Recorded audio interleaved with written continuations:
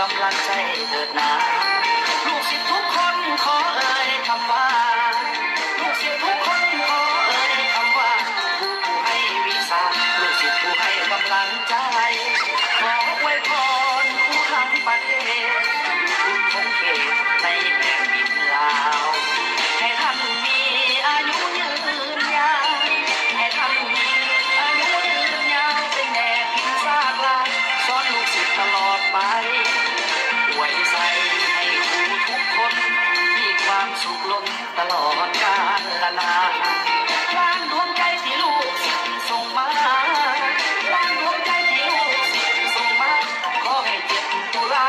มันยืนมัน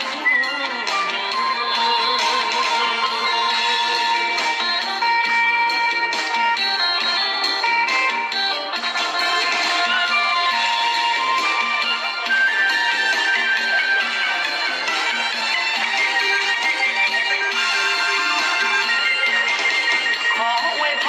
รคู่ทั้งประเทศทุกท้องเขตในแผ่นดินลาวให้ท่านมีอายุยืนยาวให้ท่านมีอายุยืนยาวเป็นแด่พิมพ์ซากลายสอนลูกศิษย์ตลอดไปอวยใส่ให้ครูทุกคน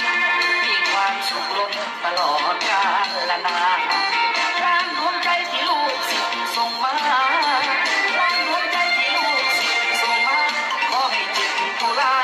มันยืนมัน